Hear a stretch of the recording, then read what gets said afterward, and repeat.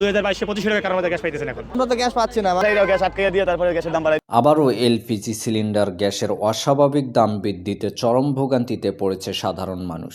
LPG সরবরাহ সংকট দেখিয়ে অতি উচ্চ মূল্যে বিক্রি করছে কিছু মুনাফালোভী এলপিজি ব্যবসায়ী। কাল থেকে আমরা ভাত খাতেছি না, গ্যাস মানে রান্না করে এনে রাইতে। এখন কি করলাম, 2000 দিয়ে নিলাম, খাইতে তো লাগবে। 2 দিন আগেও 12 কেজি এলপিজি সিলিন্ডার 1300 টাকায় মিললেও এখন গুনতে হচ্ছে 2000 টাকা। অতিরিক্ত লাভের জন্য এলপিজি সিলিন্ডার সরবরাহ সংকট দেখিয়ে সাধারণ গ্রাহকদের কাছ থেকে অতিরিক্ত টাকা হাতিয়ে নিচ্ছে কিছু অসাধু ব্যবসায়ী। এলপিজি সিলিন্ডারে হঠাৎ এ অস্বাভাবিক মূল্যবৃদ্ধির পেছনে সিন্ডিকেট ও অসাধু ব্যবসায়ীদের হাত রয়েছে বলে ধারণা করা হচ্ছে। তবে কিছু ব্যবসায়ীরা বলছে শীতকালে সাধারণত চাহিদা বেশি থাকে এবং উৎপাদন কমে যায়, সে তুলনায় সরবরাহ কম হওয়ায় এ সংকট দেখা দিয়েছে। তবে সরকারের পক্ষ থেকে এ বিষয়ে তেমন কোনো কার্যকরী পদক্ষেপ নিতে দেখা যায়নি।